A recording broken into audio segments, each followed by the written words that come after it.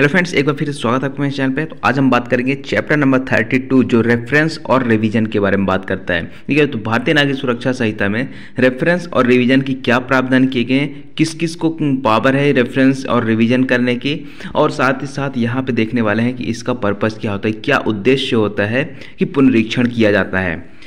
तो यहाँ पे चलिए स्टार्ट करते हैं आज का सेशन। इस वीडियो को लाइक करें, हमारे चैनल को सब्सक्राइब कर बेल आइकन जरूर प्रेस करें हमारी न्यू वीडियो सबसे पहले देखने के लिए। सो फ्रेंड्स, अब यहाँ पे अगर हम बात करते हैं तो चैप्टर नंबर 32 जो निर्देश और पुनरीक्षण की बात करता है, रेफरेंस और रिवीजन की, तो जो धारा 436 से लेकर धारा 445 तक में पूरा का पूरा प्रावधान किया गया है। तो यहाँ पे मैं हर बार बोलता हूँ कि आपको चैप्टर नंबर तो याद ही होना चाहिए कि कौन से चैप्टर में क्या है, साथ ही साथ आपको सेक्शन भी याद होने चाहिए कि कौन से सेक्शन से स्टार्ट होता है चैप्टर और कौन से सेक्शन में इसका समापन होता है। तो यहाँ पे धारा 436 से धारा 445 तक में आपको देखने को मिलेगा। अब यहाँ पे हम देखने क्या वाले हैं, तो सबसे पहली चीज़ तो आती है निर्देश क्या होता है, साथ ही साथ ये किसको किया जाता है, यानी किस न्यायालय के द्वारा और किसको किया जाता है रेफरेंस। दूसरा आता है, यहाँ पे देखेंगे कि पुनरीक्षण क्या होता है, कौन कौन सा न्यायालय कर सकता है, यानी कि किस किस न्यायालय को कौन से कोर्ट को यहाँ पे पावर है कि वो रिवीजन कर सके, और रिवीजन कौन से मामले का होता है इसको भी यहाँ पे देखेंगे। तो सबसे पहली चीज़ जो आती है आपकी रेफरेंस की, तो रेफरेंस यहाँ पे आता है आपका दो धाराओं में। आपको दो धाराओं में देखने को मिलेगा निर्देश के बारे में प्रावधान। तो धारा 436 जो बात करता है कि हाई कोर्ट को क्या करना, रेफर कर देना किसी भी मामले को, यानी हाई कोर्ट को एक निर्देश देना। ठीक है, तो यहाँ पे निर्देशित किया जा रहा है मामले को। अब रेफर करने का मतलब क्या होता है, रेफरेंस का मतलब क्या होता है, तो आप एक एग्जाम्पल से समझिए।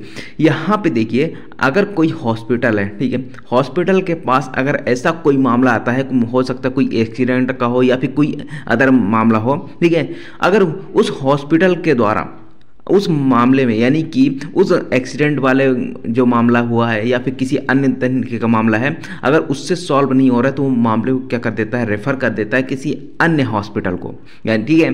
तो यहाँ पे उसी तरीके से यहाँ पे आता है कि जो अगर निचली कोर्ट है, ठीक है, चाहे सेशन न्यायालय हो या फिर कोई भी कोर्ट हो, अगर उसके पास कोई ऐसा मैटर आया है जिसको सॉल्व करने में उसको प्रॉब्लम हो रही हो, या फिर किसी विधि की विधि मान्यता के बारे में अगर कोई क्वेश्चन आ रहा है, तो इस तरीके का क्वेश्चन को ना अगर वो सॉल्व नहीं कर सकता तो मामले को रेफर कर देता है कहाँ पे, हाई कोर्ट को, कि भैया हाई कोर्ट आप इसको क्या करें, इसको सॉल्व करें, इस प्रश्न का सलूशन निकालें और विनिश्चय करें। ठीक है, तो ये आता है आपका 436 में रेफर करने का। अब यहाँ पे 437 की बात करें तो यहाँ पे कहता है उच्च न्यायालय के विनिश्चय का निपटारा। अब जो हाई कोर्ट है, तो हाई कोर्ट क्या करेगा, उस विनिश्चय के अनुसार निपटारा किया जाएगा, यानी कि जो प्रश्न आए थे वो हाई कोर्ट निपटाएगा और हाई कोर्ट के विनिश्चय के अनुसार ही उस मामले का निपटारा किया जाएगा। हाई कोर्ट जैसा आदेश करेगा उसी आदेश के अनुसार यहाँ पे उसका निपटारा किया जाएगा, यानी ये होता है आपका रेफरेंस। अब बात करते हैं जो हमारे अगली धाराओं के बारे में, तो वो है आपका पुनरीक्षण के बारे में। तो पुनरीक्षण कौन करेगा, 438 बताता है। यहाँ पे पुनरीक्षण के टाइम पे जब यहाँ पे रिवीजन किया जा रहा होता है ना, तो अतिरिक्त जांच करने का भी डायरेक्शन दिया जा सकता है, निर्देश दिया जा सकता है। 439 कहता है, जिस प्रकार से हमने अपील में देखा था, ठीक है, तो अपील में क्या किया जा सकता है, एडिशनल एविडेंसेस भी लिए जा सकते हैं। उसी तरीके से यहाँ पे अतिरिक्त जांच का निर्देश दिया जा रहा है। 440 में बताया गया सेशन न्यायाधीश की पुनरीक्षण शक्ति, 441 में अपर सेशन न्यायाधीश की शक्ति, 442 में उच्च न्यायालय की पुनरीक्षण की शक्ति, 443 में उच्च न्यायालय की पुनरीक्षण के मामलों को वापस लेने, यानी कि कुछ रिवीजन के मामलों को वापस लेने के पावर और कुछ रिवीजन मामलों को रिविजनल पावर को यूज करते हुए मामले को वापस भेज देना, यानी किसी को अंतरित कर देना, ट्रांसफर कर देना। ये आता है आपका 443 में, ये इंपॉर्टेंट है। उसके बाद आता है 444, ये ज़्यादा इंपॉर्टेंट नहीं है, पक्षकारों को सुनने न्यायालय का विकल्प रहता है, यानी कि जब रिवीजन सुना जाता है तो पक्षकारों को सुनने की आवश्यकता नहीं होती, सुनने का राइट नहीं है पक्षकारों को। तो ठीक है, तो अब जैसा न्यायालय चाहे उस तरीके से रिवीजन कर सकता है। बट यहाँ पे अगर कुछ कंडीशन आती है कि नहीं पक्षकारों को भी सुनना चाहिए, तो ये न्यायालय के ऊपर डिपेंड करता है कि न्यायालय चाहे तो सुने और नहीं चाहे तो नहीं सुने। उसके बाद आता है 445, ये लास्ट सेक्शन, ये कहता है उच्च न्यायालय के आदेश की प्रमाणित प्रति निचली कोर्ट, यानी कि जब रिवीजन कर लिया जाता है उच्च न्यायालय के द्वारा तो उसकी क्या की जाती है, जो उसके आदेश की प्रमाणित प्रति है उस निचली कोर्ट को भेजी जाएगी जिसके द्वारा ऐसा निष्कर्ष या दंडादेश दिया गया था, जिसके लिए रिवीजन किया जा रहा था। अब बात आती है 436 की। सबसे पहले चीज़ यहाँ पे आता है रेफरेंस। तो यहाँ पे कहता है सब, ये तो आपका 395 में हुआ करता था सीआरपीसी में, अब 436 में हो गया। अब धारा 113 की बात करेंगे तो धारा 113 में आपको रेफरेंस देखने को मिल जाएगा सीपीसी में भी, ठीक है। यहाँ पे कहता है जहाँ किसी न्यायालय का समाधान हो जाता है कि उसके समक्ष लंबित मामले में किसी अधिनियम अध्यादेश विनिमय की अथवा किसी अधिनियम अध्यादेश विनिमय के उपबंध की विधि मान्यता के बारे में, ठीक है। या तो अगर मान लीजिए जो कोई न्यायालय है उसके समक्ष कोई ऐसा मामला लंबित है, ऐसा मामला पेंडिंग है जिसमें कोई ऐसा क्वेश्चन अराइज हो रहा है जो किसी अधिनियम से रिलेटेड हो, ठीक है, पूरे अधिनियम को चैलेंज किया जा रहा होगा या फिर अध्यादेश को या विनिमय को, अथवा या फिर इस अधिनियम अध्यादेश के किसी उपबंध का पर्टिकुलर, मान लीजिए कोई अधिनियम है, अधिनियम का कोई सेक्शन को यहाँ पे चैलेंज किया जा रहा हो, ठीक है ना, उसकी विधि मान्यता के बारे में, ऐसा लीगलिटी के बारे में क्वेश्चन आ रहा हो और जिसका अवधारण उस मामले के निपटाने के लिए आवश्यक, यानी कि ऐसे क्वेश्चन का निपटारा किया जाना उस मामले में न्याय दिलाने के लिए बहुत ही ज़्यादा आवश्यक है। और तब यहाँ पे अगर उस न्यायालय को लगता है, न्यायालय की राय है कि उस प्रश्न को उस उच्च न्यायालय द्वारा जिसके अधीनस्थ है, यानी कि जो कोर्ट है उसके ऊपर जो भी उच्च न्यायालय है, यानी जिस उच्च न्यायालय के अधीनस्थ है उस उच्च न्यायालय को भेज सकता है, या फिर उच्चतम न्यायालय द्वारा घोषित नहीं किया गया, यानी कि जिस प्रश्न के बारे में ये बता रहा है कि ऐसा प्रश्न अराइज हुआ है जो कि लीगलिटी को बता रहा है, किसकी लीगलिटी को चैलेंज कर रहा है, किस अध्यादेश के, अधिनियम के या विनिमय के, तो वहाँ पे ऐसे क्वेश्चन को किसी भी केस में डिसाइड नहीं किया गया है। ऐसे क्वेश्चन को जनरली क्या होता है कि जैसे मान लीजिए जो सुप्रीम कोर्ट है, मान लीजिए सुप्रीम कोर्ट क्या करता है, कई मामलों में जजमेंट्स देता है, कुछ ऐसे क्वेश्चन आते हैं जो जजमेंट उसमें देता है, और उस क्या होता है जो सुप्रीम कोर्ट का जजमेंट होता है उसके अधीन जितने भी कोर्ट है सब में बाइंडिंग होता है, उनको मानना ही पड़ता है, ठीक है। चाहे उच्च न्यायालय हो तो उच्च न्यायालय भी अगर जजमेंट करा तो उसके अधीन जितने भी कोर्ट है सबको भी यहाँ बाइंडिंग होता है। तो उसी तरीके से यहाँ पे कहता है कि ना तो किसी हाई कोर्ट के द्वारा ना ही सुप्रीम कोर्ट के द्वारा उस मामले, उस प्रश्न का डिसाइड किया गया है। तब यहाँ पे उसकी राय है कि और उसके कारणों को, जो भी न्यायालय है जिसके समक्ष मामला पेंडिंग है अपनी राय को लिखेगा और साथ ही साथ अपने कारणों को भी लिखेगा, क्यों ऐसे उसको लगता है कि मामले का विनिश्चय कौन करेगा, हाई कोर्ट करेगा। तो यहाँ पे इसको लिखते हुए जो उसका कथन तैयार किया जाएगा, एक स्टेटमेंट तैयार किया जाएगा और उस स्टेटमेंट को क्या कर दिया जाएगा, हाई कोर्ट को रेफर कर दिया जाएगा कि माननीय हाई कोर्ट यहाँ पे इस प्रश्न का क्या करें, विनिश्चय करें। क्यों? क्योंकि उस लीगलिटी के बारे में चैलेंज किया जा रहा है कि विधिक प्रश्न हो सकता है, आ सकता है कोई किसी अधिनियम का, किसी ऑर्डिनेंस के बारे में। तो इस तरीके के मामले को क्या किया जा सकता है, रेफर किया जा सकता है। रेफर का मतलब समझ गया ना, यानी कि जो सॉल्व नहीं हो सकता उसको क्या हम भेजना, ऊपर की ओर भेज देना। छोटे डॉक्टर से नहीं हो रहा है तो बड़े डॉक्टर को भेजते हैं ना कि आप वहाँ पे चले जाइए, आपका इलाज हो जाएगा बहुत अच्छे से।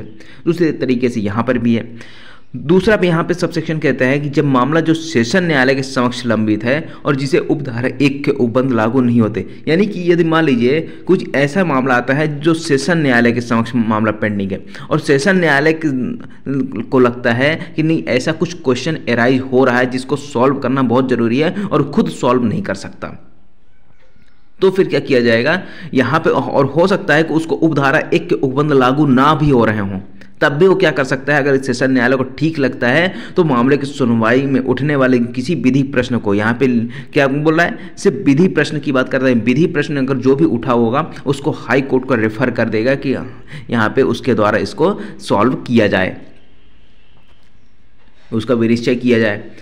अब बात आती है कि जब तक यह जब रेफर कर दिया जाता है मामला, तो जो अभियुक्त है उसको क्या किया जाए, क्या उसको छोड़ दिया जाए या फिर उसको जमानत पर छोड़ा जाए या फिर उसको जेल में डाला जाए, तो उसके बारे में बात करता है सबसेक्शन नंबर 3। तो यहाँ पे कहता है कि उच्च न्यायालय को जब एक उपधारा 1 या 2 के अधीन, यानी दो में कौन करता है, सेशन न्यायाधीश करता है, एक में कोई भी न्यायालय की बात करता है। तो जब यहाँ पर रेफर कर दिया जाता है मामला, तब उस पर उच्च न्यायालय का विनिश्चय होने तक, यानी कि जब तक उस मामले में हाई कोर्ट के द्वारा कोई विनिश्चय नहीं कर दिया जाता, कोई निपटारा नहीं कर दिया जाता, तब तक के लिए जो अभियुक्त है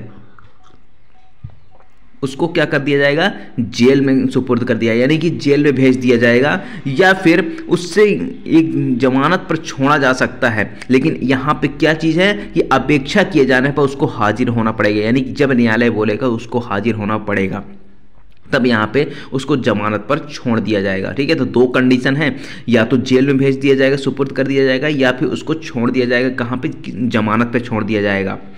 अब बात आती है 437 की। तो 437 की अगर हम बात करें तो यहाँ पे कहता है कि हाई कोर्ट के विनिश्चय के अनुसार मामले का निपटारा। अब जब मामला किसको रेफर कर दिया गया, हाई कोर्ट को रेफर कर दिया गया, तो हाई कोर्ट क्या करेगा, उस प्रश्न के बारे में जैसा उसको उचित लगता है उस तरीके का आदेश पारित करेगा, लेकिन विधिक दायरे में रहते हुए। ठीक है, तो जैसा उसको लगेगा उस आदेश पारित कर सकता है, और यहाँ पे उस आदेश की प्रतिलिपि जिस क्वेश्चन के बारे में उसने डिसाइड किया है, जिस क्वेश्चन को यहाँ पे निश्चित किया है, अब उसमें एक आदेश पारित करेगा। जब आदेश पारित करेगा तो उस आदेश की एक कॉपी किसको भेजेगा, उस न्यायालय को भेजेगा जिसके द्वारा रेफर किया गया था मामला। यानी कि जैसे मान लीजिए किसी मजिस्ट्रेट के द्वारा मामले को रेफर किया गया था हाई कोर्ट को ना, तो हाई कोर्ट जब विनिश्चय कर देता है तो हाई जो विनिश्चय की जो आदेश की प्रति है वो किसको भेजेगा, उस मजिस्ट्रेट को भेजेगा, या फिर सेशन ने अगर किया है तो सेशन न्यायालय को भेजा जाएगा आदेश की प्रति। ठीक है, तो ये चीज हो जाती है आपके रेफरेंस। आई होप आपको रेफरेंस समझ में आया होगा, यानी कि मामले को एक प्रकार से रेफर कर देना। जब किसी विधि की लीगलिटी के बारे में, विधि मान्यता के बारे में हो, या फिर अगर ऐसा कोई क्वेश्चन आ रहा है कि कहता है कि कोई पर्टिकुलर कोई विधि है या फिर अध्यादेश है वो अप्रवर्तनशील है, यानी कि प्रवर्तित ही नहीं है, वो लागू ही नहीं है, और उसके बारे में अगर ऐसा कुछ क्वेश्चन आता है तो फिर तो भी वहाँ पे क्या किया जा सकता है, रेफर किया जा सकता है मामले को। अब बात आती है पुनरीक्षण यानी कि रिवीजन की। तो रिवीजन आपको सीपीसी में कहाँ देखने को मिलेगा, सेक्शन नंबर 115 में, और उसके बाद आपका आदेश नंबर 47, आदेश जो 47 है, ठीक है, तो आदेश 47 में क्या बात करता है, रिवीजन की बात करता है। अब यहाँ पे देखिए रिवीजन कब किया जाता है, रिवीजन और कौन से मामले का किया जाता है। तो एक चीज ध्यान रखना कि ऐसा मामला जिसकी अपील नहीं हो सकती, ठीक है, जिसकी अपील नहीं होती, तो उसके लिए क्या किया जाता है, रिवीजन फाइल किया जाता है, रिवीजन का एक आवेदन लगाया जाता है। तो कहाँ पे लगाया जाएगा, या तो हाई कोर्ट में या फिर सेशन न्यायाधीश के समक्ष। दो ही कोर्ट है ऐसी जहाँ पे कहता है कि रिवीजन कर सकते हैं। अब आप बोलोगे कि सर यहाँ पे तो अपर सेशन न्यायाधीश के बारे में बताया गया है कि अपर सेशन न्यायाधीश, तो यहाँ पे अपर सेशन न्यायाधीश को रिवीजन नहीं फाइल किया जाता, वहाँ उसके समक्ष रिवीजन नहीं फाइल किया जाता। अब रिवीजन कहाँ फाइल किया जाता है, सेशन न्यायालय के समक्ष, सेशन न्यायाधीश के समक्ष। और सेशन न्यायाधीश अगर उसको यहाँ पे क्या करते हैं, यहाँ पे मामले को ट्रांसफर कर दे अपर सेशन न्यायाधीश को, तब यहाँ पे अपर सेशन न्यायाधीश कर सकता है इस मामले का रिवीजन। बट यहाँ पे डायरेक्टली अपर सेशन न्यायाधीश उस मामले में रिवीजन नहीं कर सकता किसी मामले का। ठीक है, तो जो मेनली पावर किसको है, सिर्फ हाई कोर्ट को और सेशन न्यायाधीश को। तो यहाँ पे कहता है पुनरीक्षण उच्च न्यायालय या सेशन न्यायाधीश द्वारा किया जाता है। ठीक है, अभी सेक्शन नहीं पढ़े, सेक्शन आगे पढ़ेंगे। यहाँ पे एक नोट्स टाइप का है, लेके आए, उसको पढ़ लो। यहाँ पे कहता है उच्च न्यायालय सेशन न्यायाधीश द्वारा किया जाता है। जिन मामलों में अपील नहीं होती उनमें पुनरीक्षण किया जा सकता है। अभी बात समझ में, यानी कि आपको दो चीज याद रखना है। पहला तो किसके द्वारा किया जाता है, तो आपको हाई कोर्ट और सेशन न्यायाधीश का नाम याद रखना है। दूसरा कि किन मामलों में होती है रिवीजन, तो ऐसे मामले जिनमें अपील नहीं होती है, यानी जिन मामलों की अपील नहीं होती उसमें पुनरीक्षण होता है। अब ये कब होता है, तो यहाँ पे देखिए, अब यहाँ पे 2-3 पॉइंट्स आपको देखने को मिलेगा। मेनली यहाँ पे कहता है कि जब अधीनस्थ न्यायालय ऐसी अधिकारिता का प्रयोग करने में असफल रहा हो जो उसे विधि द्वारा दी गई हो, यानी कि जिस ज्यूरिसडिक्शन को उसको दिया गया, जो पावर उसको दी गई थी अधीनस्थ न्यायालय को, और उसने क्या किया। अब अधीनस्थ न्यायालय कौन सा, वह न्यायालय जिसने ऐसा दंडादेश पारित किया है या फिर निष्कर्ष निकाला है। तो उसने क्या किया है, उस मामले को सही तरीके से यहाँ पे मामला विनिश्चित नहीं किया था। क्यों? क्योंकि जो उसको अधिकारिता दी गई थी, जिस अधिकारिता का प्रयोग करना था, जिस शक्तियों का प्रयोग करना था, उसने नहीं किया और वो असफल रहा। तब यहाँ पे उसका रिवीजन हो सकता है। दूसरा आता है जब अधीनस्थ न्यायालय ने ऐसी अधिकारिता का प्रयोग किया हो जो उसे विधि द्वारा ना दी गई, यानी उसमें विधि द्वारा निहित ही ना हो, उसको पावर ही नहीं है और ऐसी अधिकारिता का उसने प्रयोग कर लिया, तब यहाँ पे उसका रिवीजन हो सकता है। तीसरा आता है कि अधीनस्थ न्यायालय ने अपनी शक्ति का अवैध रूप से प्रयोग किया हो या फिर तात्विक अनियमितता है, यानी इरेगुलरिटी है उसमें, उसके कार्य में, उसके निष्कर्ष में दिख रहा है, तब यहाँ पे उसका रिवीजन किया जा सकता है। अब रिवीजन क्यों किया जाएगा, कैसे किया जाएगा, तो ये कहता है कि तब जब मान लीजिए ऐसी अगर कंडीशन आती है, 3 कंडीशन में से कोई सी भी, तो न्यायालय जो है ऐसे विनिश्चय के लिए अभिलेख को अपने पास मंगवा सकता है। कौन मंगवा सकता है? या तो हाई कोर्ट या सेशन न्यायाधीश। अब मंगाएंगे, ठीक है, मंगाने के बाद करेंगे क्या, तो यहाँ पे जो जजमेंट हुआ है, जो निर्णय हुआ है, जो आदेश हुआ है, जो दंडादेश दिया गया है, उसकी इरेगुलरिटी के बारे में जांच करेंगे, उसकी शुद्धता के बारे में, उसकी वैधता औचित्य के बारे में जांच करेंगे, ठीक है, उसकी अनियमितता के बारे में सारी चीज़ें करेंगे। अब यहाँ पे लिमिटेशन की बात करते हैं। परिसीमा के पुनरीक्षण का आवेदन 90 दिन के भीतर किया जाना चाहिए। यहाँ पे नहीं है, आप इसको नोट डाउन कर लीजिएगा, ठीक है। तो इसकी लिमिटेशन की बात आती है, तो लिमिटेशन आपका 90 दिन है। अब बात करते हैं सेक्शन नंबर 438, जो आपका यहाँ बताता है कि पुनरीक्षण कौन करेगा और क्यों करेगा, कैसे करेगा, तो ये 438 कहता है, ठीक है। तो 438 जो पहले 397 हुआ करता था, तो बताता है कि पुनरीक्षण की शक्तियों का प्रयोग करने के लिए अभिलेख का मंगाना। तो अभिलेख कौन मंगाएगा, क्यों मंगाएगा, तो सबसे पहली चीज तो पुनरीक्षण कौन करेगा। अभी मैंने बताया कि या तो हाई कोर्ट करेगा या सेशन न्यायाधीश करेगा। अपर सेशन न्यायाधीश के बारे में हाँ भी हम पढ़ेंगे आगे, ठीक है, कि अपर सेशन न्यायाधीश को मैं क्यों नहीं बोल रहा हूँ, उसको पावर नहीं है।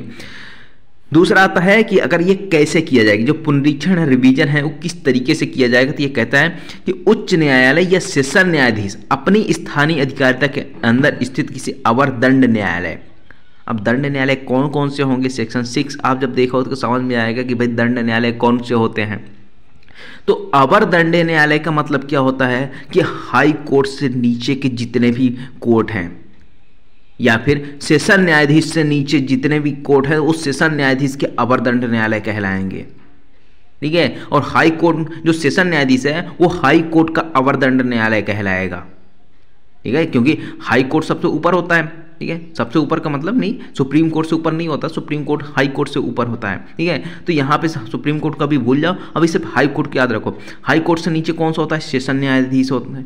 सेशन न्यायाधीश से कौन होता है, मजिस्ट्रेट होते हैं। तो जितने भी मजिस्ट्रेट होते हैं ना, वो किसके अवर दंड न्यायालय कहलाएंगे, सेशन न्यायाधीश के। अब सेशन न्यायाधीश या उससे नीचे जितने कोर्ट हैं किसके अवर दंड न्यायालय कहलाएंगे, हाई कोर्ट के अवर दंड न्यायालय कहलाएंगे।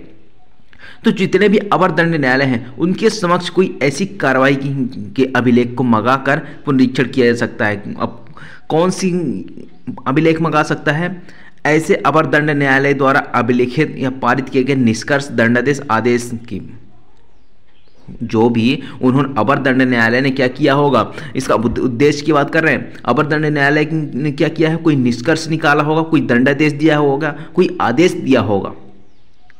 तो यहाँ पे इस चीज के लिए क्या करेंगे, उस अभिलेख को मंगाएंगे। कौन मंगाएगा, हाई कोर्ट या सेशन न्यायाधीश। अब जब मंगाने के बाद क्या करेंगे, उसकी शुद्धता को देखेंगे, क्या उसकी वैलिडिटी है, यानी कि वैलिड है या नहीं वो जजमेंट, क्या उसमें कोई औचित्य है उस जजमेंट को करने का या नहीं है, या फिर यूं ही ऐसे ही कर दिया, या फिर जो कार्रवाई की गई उसमें नियमितता है या अनियमितता है। अगर इरेगुलरिटी होगी तो उसके बारे में रिवीजन किया जाएगा।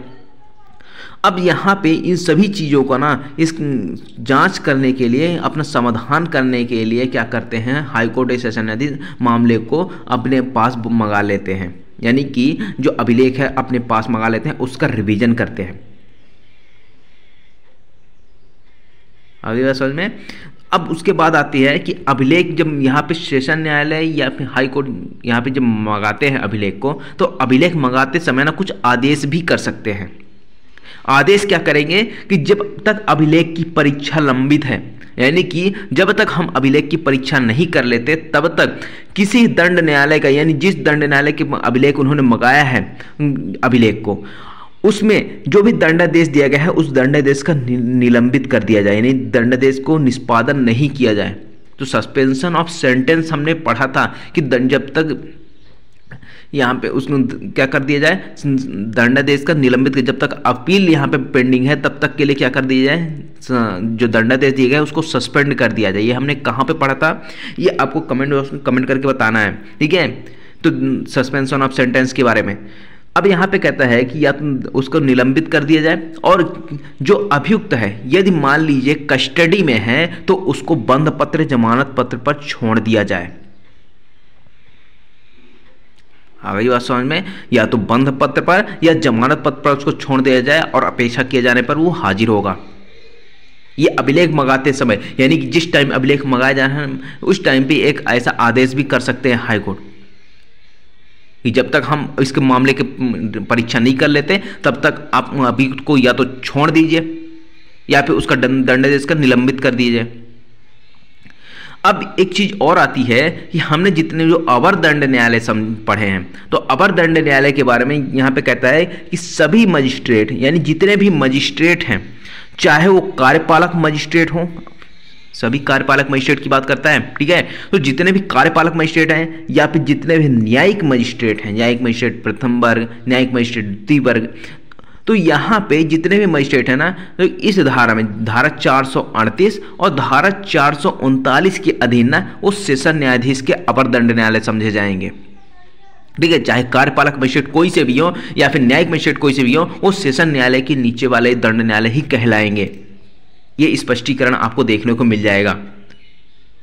अब रिवीजन किस चीज का नहीं हो सकता है, तो यहां पे कहता है अंतर्वर्ती आदेश, यानी कि इंटरलोक्यूटरी ऑर्डर होते हैं। जो अंतर्वर्ती का मतलब क्या होता है, जो अंतरिम आदेश होते हैं।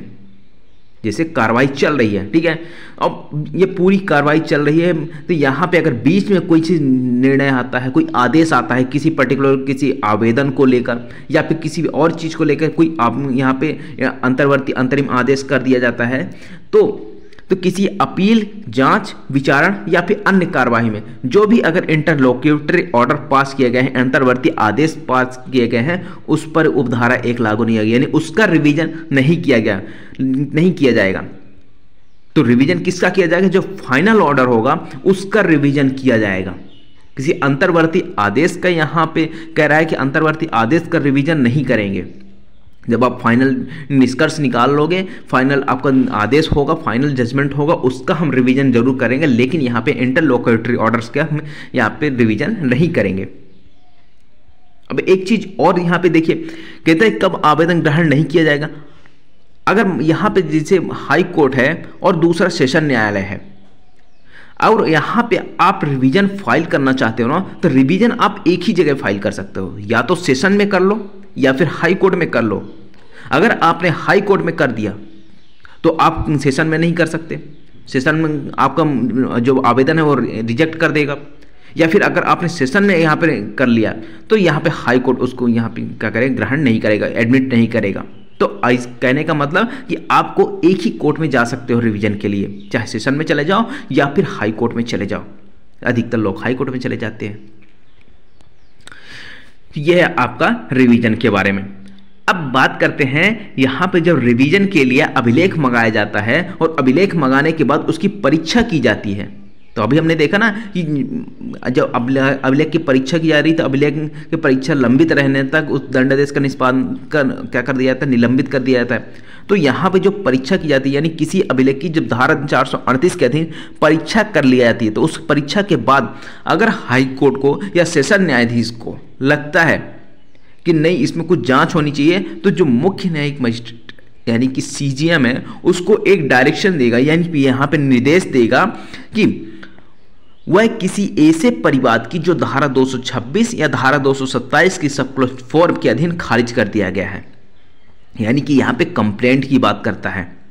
तो धारा 226 में किस आधार पे यहाँ पे खारिज किया जा रहा है परिवाद को, तो अगर पर्याप्त आधार यानी कि उस परिवाद को सुनने का पर्याप्त आधार नहीं होता है तो मजिस्ट्रेट क्या कर देता है, उस परिवाद को खारिज कर देता है। ये धारा 226 कहता है। वहीं धारा 227(4) की बात करें तो यहाँ पे कहता है कि जब आप आदेशिका फीस वहाँ पे नहीं देते हैं, जो परिवाद में आदेशिका फीस लगती है वहाँ पे आपने कोर्ट फीस नहीं दी, तो वहाँ पे क्या कर दिया जाएगा, आपका मामला खारिज कर दिया जाएगा, यानी परिवाद खारिज कर दिया जाएगा। तो यहाँ पे जो धारा 226 के अधीन खारिज किया जा रहा है, धारा 227(4) के अधीन खारिज किया जा रहा है, या फिर जब अभियुक्त को किसी मामले में डिस्चार्ज कर दिया जाता है। 3 कंडीशन बताई थी है। तो पहला 226 के दिन खारिज किया जा रहा है, या फिर 227(4) के दिन खारिज किया जा रहा है, या फिर किसी मामले में अभियुक्त को क्या कर दिया जा रहा है, डिस्चार्ज कर दिया जा रहा है, उन्मोचित कर दिया जा रहा है। तो यहाँ पे डायरेक्शन क्या दिया जा रहा है मुख्य न्यायिक मजिस्ट्रेट को, क्योंकि मुख्य न्यायिक मजिस्ट्रेट साहब आप क्या करें, इसके बारे में आप एक अतिरिक्त जाँच करें, या तो आप स्वयं जांच करें या फिर किसी अपने अधीनस्थ मजिस्ट्रेटों से क्या करवाएं, ऐसी जांच करवाएं। परंतु यहाँ पे एक प्रोविजो है। प्रोविजो क्या कहता है कि जिसे उन्मोचित किया गया है, यानी कि जिसे डिस्चार्ज किया गया है ना, उसके बारे में जांच के निर्देश तब तक नहीं दिया जाएगा जब तक उस उन्मोचित व्यक्ति को सुन ना लिया जाए। यहाँ पे उसको कारण दर्शित करने का अवसर ना दे कि तुम्हारे खिलाफ क्यों हम जांच करने का आदेश नहीं दें। ठीक है, तो वो क्या करेगा, वो आएगा, जो डिस्चार्ज व्यक्ति था, जो उन्मोचित व्यक्ति था, वो आएगा न्यायालय के सामने बताएगा, उसको अवसर दिया जाएगा, उसके बाद ही ऐसा डायरेक्शन दिया जाएगा, ऐसा निर्देश दिया जाएगा मुख्य न्यायिक मजिस्ट्रेट को जांच करने का। लेकिन किसके बारे में, सिर्फ इसमें अभियुक्त को डिस्चार्ज के बारे में। धारा 226 या 227 के बारे में ये नहीं कहता है। धारा 226, 227(4) के अधीन जो खारिज किया गया उसके बारे में डायरेक्ट यहाँ पे क्या कर सकता है, यहाँ पे निर्देश दे सकता है कि आप जिसकी जांच करें। तो ये आता है आपका इंक्वायरी के बारे में, सेक्शन 439। अब सेक्शन 440 की बात करते हैं। ठीक है, सेक्शन 440, अब यहाँ पे ध्यान रखना कि जब सेशन न्यायाधीश की शक्तियों की बात करेंगे रिवीजन की, अपर सेशन न्यायाधीश की शक्तियों की बात करें तो अपर सेशन न्यायाधीश की शक्ति क्या बात करता है कि अपर सेशन न्यायाधीश की वही शक्तियाँ होगी जो सेशन न्यायाधीश की होगी। अब सेशन न्यायाधीश में आते हैं तो सेशन न्यायाधीश में कहता है कि सेशन न्यायाधीश की वही शक्तियाँ होगी रिवीजन की जो आपके हाई कोर्ट की होगी। तो यहाँ पे मेनली जो हाई कोर्ट की पावर होगी ना पुनरीक्षण करने की, वही पावर आपकी सेशन न्यायाधीश की भी है और अपर सेशन न्यायाधीश की भी है। ठीक है, तो धारा 440 क्या कहता है, सेशन न्यायाधीश पुनरीक्षण शक्ति, जो शक्तियां धारा 442(1) में यानी हाई कोर्ट की बात करता है, तो धारा 442(1) में हाई कोर्ट की शक्तियां हैं, वही शक्तियां सेशन न्यायाधीश की भी होगी जब वह रिवीजन सुनेगा। ठीक है, दूसरा इंपॉर्टेंट नहीं, तीसरा यहाँ पे आ जाइए। यहाँ पे कहता है कि सेशन न्यायाधीश का विनिश्चय अंतिम हो गया, यानी कि सेशन न्यायाधीश ने जो पुनरीक्षण के आवेदन सुनवाई किया और उसमें जो भी निश्चय उसने किया वो फाइनल हो जाएगा। तो ऊपर हमने पढ़ा था ना कि या तो आप एक ही बार आवेदन कर सकते हो रिवीजन का, चाहे आप सेशन में कर लो चाहे हाई कोर्ट में कर लो। अगर सेशन ने यहाँ पे क्या कर दिया, सेशन न्यायाधीश ने विनिश्चय कर दिया, डिसाइड कर दिया रिवीजन को, तो वो अंतिम हो जाएगा। और हाई कोर्ट कर रहा है तो हाई कोर्ट का अगर विनिश्चय कर दिया तो आप सेशन में तो आ ही नहीं सकते हो ना, क्योंकि जब ऊपरी कोर्ट ने यहाँ पे मना कर दिया तो निचली कोर्ट क्या करेगी। ठीक है, तो लेकिन जब आप बेल फाइल करते हो, जमानत फाइल करते हो, तो पहले आप यहाँ पे सेशन में करते हो। ठीक है, सेशन में अगर वहाँ पे रिजेक्ट कर दिया तो आप हाई कोर्ट चले जाते हो, लेकिन यहाँ पे ऐसा नहीं है। रिवीजन में अगर आप सेशन न्यायाधीश ने यहाँ पे रिजेक्ट कर दिए या फिर जो भी विनिश्चय किया है वो क्या हो जाएगा, फाइनल हो जाएगा। उसके बाद किसी जो रिवीजन का आवेदन है या ना तो उच्च न्यायालय के द्वारा या ना ही किसी अन्य न्यायालय के द्वारा ग्रहण किया जाएगा।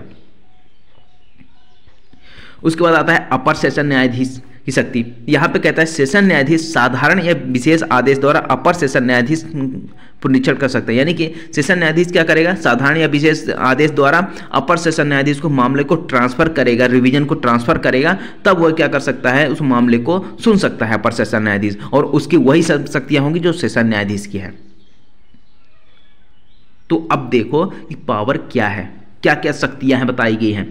तो यहां पे कहता है धारा 442 में जब धारा 442 कहता है कि उच्च न्यायालय के पुनरीक्षण की शक्तियां के बारे में, तो ऐसी कार्यवाही के मामले में जिसका अभिलेख उच्च न्यायालय ने स्वयं मंगाया है या अन्यथा जानकारी, यानी कि या तो आवेदन हुआ होगा या फिर हाई कोर्ट ने स्वयं रिवीजन के लिए मामले को मंगाया होगा, तब उसके पास क्या पावर्स होगी। तो यहाँ पे कहता है उसके पास वही पावर्स होंगी जो धारा 427 वाली पावर, 430, 431। तो धारा 427 में क्या है, तो जब धारा 427 आप देखोगे तो वहां पर बताया गया जो अपीलेट कोर्ट होती है तो उसकी जो पावर्स बताई गई हैं। तो हमने ये पढ़ा था, जब हमने अपील पढ़ा था उस टाइम हमने पढ़ा था कि उसमें क्या अपीलेट कोर्ट की क्या पावर्स होती है। तो वही पावर्स किसकी हो जाएगी, रिविजनल कोर्ट की हो जाएगी। 430 में क्या बताया गया है कि जब तक अपील पेंडिंग है तब तक दंडादेश का निष्पादन ना किया जाने, यानी कि सस्पेंड कर देना। अभी मैंने बताया था ना सस्पेंशन ऑफ सेंटेंस के बारे में, कहां पे बताया गया, तो आपको ये धारा 430 याद रखना है। उसके बाद आता है धारा 431। धारा 431 में क्या बताया गया है कि अगर दोष मुक्ति से अपील में अभियुक्त की गिरफ्तारी, यानी कि जब दोष मुक्त कर दिया गया निचली कोर्ट के द्वारा, ठीक है, और उससे अपील की जा रही है ना, तो अपील के दौरान ये जब तक अपील का निपटारा नहीं होता तब तक क्या अभियुक्त को क्या किया जाएगा, या जेल में रखा जाएगा कि कहाँ रखा जाएगा, उसके बारे में प्रावधान कहता है। ये सब हम पढ़ चुके हैं, ठीक है, ये सारी धाराएं। उसके बाद आती है नेक्स्ट धारा 432। धारा 432 क्या कहता है कि अपील न्यायालय के बारे में, ठीक है, अपील न्यायालय अतिरिक्त साक्ष्य ले सकता है। जिस तरीके से अपील न्यायालय अतिरिक्त साक्ष्य ले सकता है उसी तरीके से रिविजनल कोर्ट क्या कर सकती है, एक एडिशनल एविडेंस ले सकती है या फिर लिए जाने का निर्देश भी दे सकती है। उसके बाद आता है धारा 344। धारा 344 में सेशन न्यायालय को प्राप्त शक्ति, यहां पे कहता है कि क्षमादान देने की शक्ति के बारे में, यानी जो क्षमादान में निर्देश देने की शक्ति है ना, वही पावर यहां पर भी यूज किया जा सकता है रिविजनल कोर्ट के द्वारा। और जो ये यहाँ पे ये सारी धाराएं बताई गई ना, इन सभी धाराओं में जो शक्तियां बताई गई उसका प्रयोग स्वविवेकानुसार कर सकता है। और मान लीजिए हाई कोर्ट कर रहा है, हाई कोर्ट की डबल बेंच कर रही है यहाँ मामले की सुनवाई, रिवीजन सुन रहा है, तो न्यायाधीशों के राय में अगर समान रूप से विभाजित हो, यानी कि एक की राय यहाँ पे राय में उनके डिफरेंस हो, जैसे यहाँ पे दो न्यायाधीश अगर रिवीजन सुन रहे हैं तो एक न्यायाधीश का मतलब कहना है कि नहीं रिवीजन में ये जो दंडादेश पारित किया गया था निचली कोर्ट के द्वारा वो सही है, और एक का कहना है कि नहीं गलत है, तो फिर किस तरीके से मामले का निपटारा किया जाएगा, विनिश्चय तो किया जाएगा। तो यहाँ पे कहता है सेक्शन नंबर 433 के द्वारा किया जाएगा, या तो बेहतर पीठ के द्वारा यानी बड़ी बेंच के द्वारा सुना जाएगा, या फिर किसी अन्य न्यायाधीश को मामले को वहाँ पे भेजा जाएगा। उसके बाद आता है यहाँ पे कहता है कि इस धारा के अधीन कोई आदेश जो अभियुक्त या अन्य व्यक्ति पर प्रभाव डालता है, ठीक है, तब तक नहीं किया जाएगा जब तक उसे प्रतिरक्षा द्वारा सुने जाने का अवसर नहीं मिल चुका। यानी कि अगर मान लीजिए इस धारा के अधीन रिवीजन सुना जाता है और आदेश पारित किया जाता है कोई, और उस आदेश से या जो अभियुक्त है, जो एक्यूज पार्टी है, उसको या फिर किसी अन्य व्यक्ति है उसके ऊपर कुछ प्रभाव पड़ता है, तब यहाँ पे उस आदेश को तब तक नहीं पारित किया जाएगा जब तक उस अभियुक्त को या अन्य व्यक्ति जिसके ऊपर प्रभाव पड़ रहा है उसको सुनना न जाए, ठीक है। तो सुनने का उसको अवसर दिया जाएगा, तब उसके बाद यहाँ पे आदेश पारित किया जाएगा। अब बात आती है यहाँ पे कि जब मान लीजिए रिवीजन सुना जा रहा है ना, तो रिवीजन में मान लीजिए निचली कोर्ट ने क्या किया था, दोष मुक्त किया था, ठीक है, तो दोष मुक्त किया था तो उसको दोष सिद्धि में परिवर्तित नहीं किया जा सकता। यानी कि जो एक्यूट किया गया था, एक्यूटल किया गया था, तो एक्यूटल को यहाँ पे कन्विक्शन में यहाँ पे चेंज नहीं किया जा सकता रिविजनल कोर्ट के द्वारा, ठीक है। सजा को कम किया जा सकता है, बढ़ाया नहीं जाता, यानी कि इसको दोष मुक्ति को दोष सिद्धि में परिवर्तित नहीं किया जा सकता। दोष सिद्धि को कर किया जा सकता है दोष मुक्ति में, लेकिन यहाँ पे दोष मुक्ति को दोष सिद्धि में परिवर्तित नहीं किया जा सकता। रिविजनल कोर्ट की पावर ये नहीं है, ठीक है। उसके बाद आता है 4th नंबर, यहाँ पे कहता है जिन मामलों में अपील होती है उसका पुनरीक्षण नहीं होगा। यानी कि मैंने बताया था कि जिसकी अपील होती है उसमें आप अपील फाइल करोगे, रिवीजन नहीं होगा उसका। बट यहाँ पे अगर मान लीजिए किसी पार्टी को यहाँ पे नहीं पता और उसने क्या कर दिया कि उसने रिवीजन फाइल कर दिया, उसको मान लीजिए ये नहीं पता था कि उस मामले की अपील होती है और उसने गलत विश्वास के कारण उसने क्या कर दिया, पुनरीक्षण का आवेदन फाइल कर दिया, तो जो न्यायालय में जब पहुंचेगा तो न्यायालय तो कहेगा ना कि भाई इसमें अपील होती है, आप अपील में जाओ। तो यहाँ पे वो निवेदन कर सकता है कि सर हम गलत विश्वास के कारण यहाँ पे फाइल कर देते रिवीजन, हमारी इस अपील जो रिवीजन हमने फाइल किया है उसको अपील मान लिया जाए। तो यहाँ पे उस रिवीजन को ना अपील के परिवर्तित किया जा सकता है और अपील की अर्जी मानकर उसमें सुना जा सकता है और तदनुसार उसकी सुनवाई की जा सकती है। ये आपका रिविजनल कोर्ट की पावर्स। अब सेक्शन नंबर 443 आता है। ये कहता है उच्च न्यायालय के पुनरीक्षण के मामलों को वापस लेने या अंतरित कर नहीं सकते। अब इसमें सिंपल सी इतनी सी बात बताई है कि यदि मान लीजिए जो निचली कोर्ट है, ठीक है, और उसने क्या किया है, किसी मामले में 5 अभियुक्त थे, ठीक है, 5 अभियुक्तों में से मान लीजिए 2 ने क्या कर दिया, सेशन न्यायालय में मामला को क्या कर दिया, रिवीजन के लिए फाइल कर दिया, आवेदन लगा दिया, और 3 ने क्या किया, हाई कोर्ट में लगा दिया। मामला तो वही है।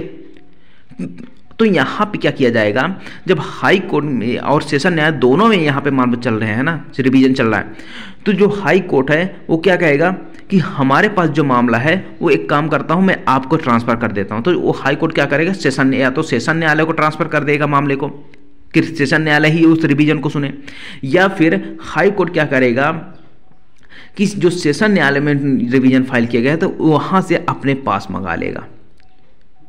ये दोनों काम कौन कर रहा है, हाई कोर्ट कर रहा है। या तो मामले को अपने पास से ट्रांसफ़र कर देगा या सेशन न्यायालय को, या फिर सेशन न्यायालय से अपने पास मंगा लेगा। ये दोनों पावर किसके पास है, हाई कोर्ट के पास पावर है। लेकिन तब जबकि एक ही विचार में कई व्यक्ति दोषी दिखे जाते हैं, उनमें से यदि एक ने क्या किया, सेशन में आवेदन कर दिया, फिर और दूसरा उच्च न्यायालय में आवेदन कर दे, तो दोनों जगह रिवीजन नहीं चलेगी एक ही मामले की। तो यहाँ पे क्या किया जाएगा, तो या तो सेशन न्यायालय को अपने पास से मामला भेज देगा या फिर सेशन न्यायालय से अपने पास मंगा लेगा, ठीक है। तो वही चीज़ यहाँ पे कहता है। उसके बाद आता है सेक्शन नंबर 444। मैंने बताया था कि जब रिवीजन फाइल किया जाता है तो वहाँ पे पक्षकारों को या उसके अधिवक्ता को सुनने का राइट नहीं होता है, बट यहाँ पे न्यायालय चाहे तो वहाँ पे क्या कर सकता है, पक्षकारों को स्वयं या फिर अधिवक्ता द्वारा सुन सकता है। उसके बाद आता है सेक्शन नंबर 445 जो धारा 405 में हुआ करती थी। अब सोचोगे यहाँ पे धारा 403 था, अब धारा 405 CRPC वाली है, ठीक है। तो धारा 404 कहाँ गई CRPC वाले, तो धारा 404 आपकी बात करते थे महानगर मजिस्ट्रेट के बारे में, ठीक है। तो महानगर मजिस्ट्रेट का प्रावधान ही खत्म कर दिया है, इसलिए वो धारा यहाँ पे नहीं आई। तो 445 में क्या बताया गया, उच्च न्यायालय के आदेश को प्रमाणित करके निचले न्यायालय में भेजा जाना। यानी कि जब रिवीजन फाइल किया जाता है या फिर रिवीजन स्वयं अभिलेख मांगकर रिवीजन सुना जाता है न्यायालय के द्वारा, तो क्या किया जाएगा, जब आदेश किया जाएगा तो यहाँ पे उस आदेश की एक प्रमाणित प्रति उस न्यायालय को भेजी जाएगी जिसके द्वारा उस दंडादेश को दिया गया था या फिर निष्कर्ष दिया गया था, ठीक है। निचली कोर्ट को, निचले न्यायालय को क्या कर दिया जाएगा, एक प्रमाणित प्रति भेज दी जाएगी। तो ये है आपका रिवीजन और रेफरेंस, ठीक है। आई होप आपको ये पूरा समझ में आया होगा। जो हमारी नेक्स्ट क्लास होगी वो हम पढ़ेंगे ट्रांसफ़र ऑफ केसेस के बारे में, यानी कि जो क्रिमिनल केसेस होते हैं उसको ट्रांसफ़र करने की बारे में, ठीक है। नेक्स्ट क्लास में पढ़ेंगे इसको।